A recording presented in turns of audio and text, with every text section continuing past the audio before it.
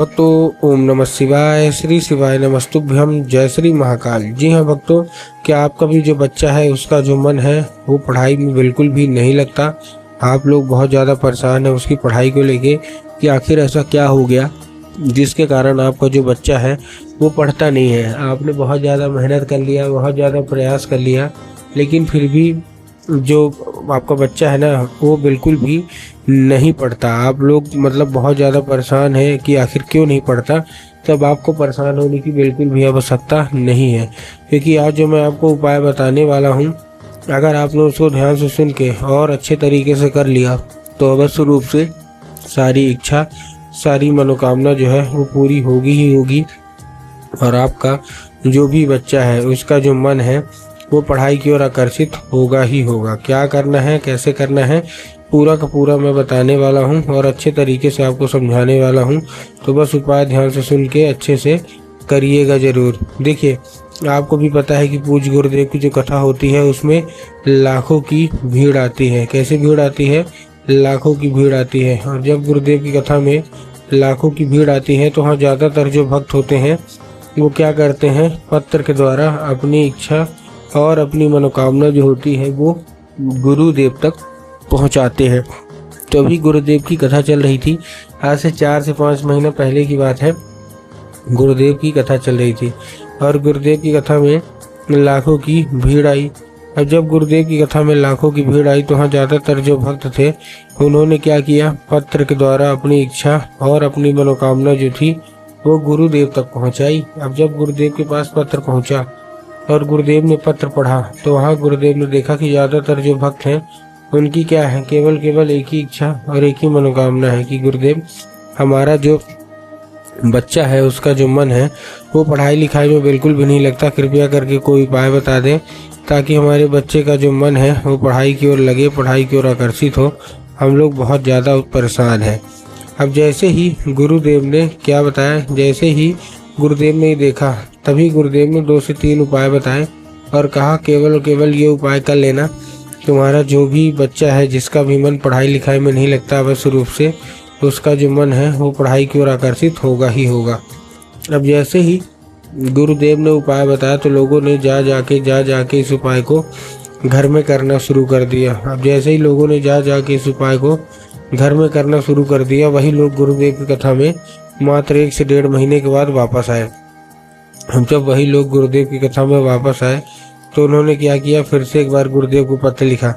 लेकिन ये वाला जो पत्र था ये गुरुदेव को धन्यवाद के रूप में पत्र था कि गुरुदेव धन्य हो आपका, आपके द्वारा बताया गया उपाय हमने कर लिया है, हमारी सारी इच्छा, सारी मनोकामना जो है वो पूरी हो गई है, आपका कोटि कोटि धन्यवाद। तो देखिए, जो लोग भी मेरी आवाज़ अभी सुन रहे हैं, अगर आपको भी जानना है कि आखिर ऐसा कौन सा उपाय है जिसको करने मात्र से इच्छा मनोकामना पूरी हो जाती है, तो चलिए हम बताते हैं आपको आज की इस वीडियो के माध्यम से कि आपको करना कैसे है। तो बस उपाय ध्यान से सुन के अच्छे से करिएगा ज़रूर।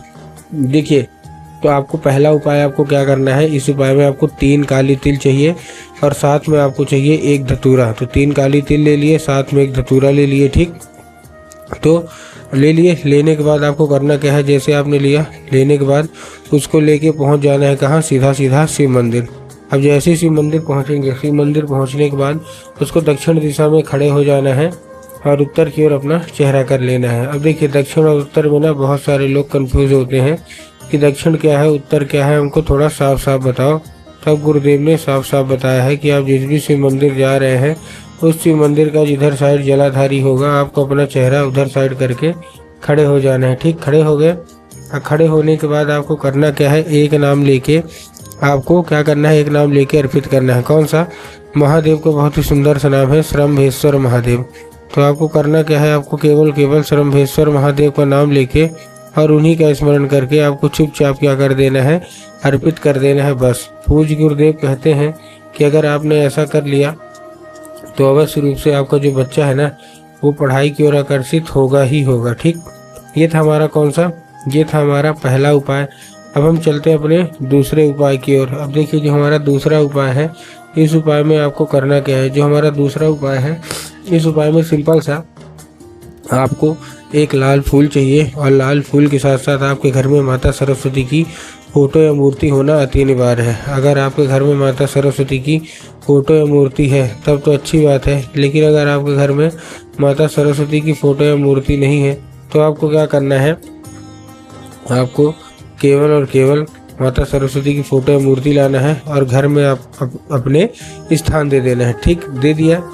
स्थान देने के बाद शाम के वक्त में जब भी आपके घर में पूजा पाठ होती है तो आपको क्या करना है, वो जो लाल फूल है वो उठाना है और माता सरस्वती को क्या करना है, अर्पित करना है। अब जैसे आप माता सरस्वती को अर्पित करेंगे, माता सरस्वती को अर्पित करने के बाद उसको औषधि के रूप में मांगना है कि माता कृपया करके इसको हमको औषधि के रूप में प्रदान करिए। अब क्या होगा, अब ये औषधि के रूप में लेगा। अब आपको करना क्या है, उसी रात जब आपका बच्चा अच्छे तरीके से खाना पीना खा के सो जाए तो आपको लाल फूल उठाना है और क्या करना है, उसको अपने बच्चे के सर पे 2 से 3 बार आपको फेर देना है बस। पूज्य गुरुदेव कहते हैं कि अगर आपने ऐसा कर लिया तो अवश्य रूप से इच्छा मनोकामना जो है वो पूरी होनी ही होनी है। तो उम्मीद करता हूँ आज का ये उपाय ध्यान से समझ में आ गया होगा। उपाय अच्छा लगा हो तो कमेंट बॉक्स में हर हर महादेव अवश्य रूप से लिख दें।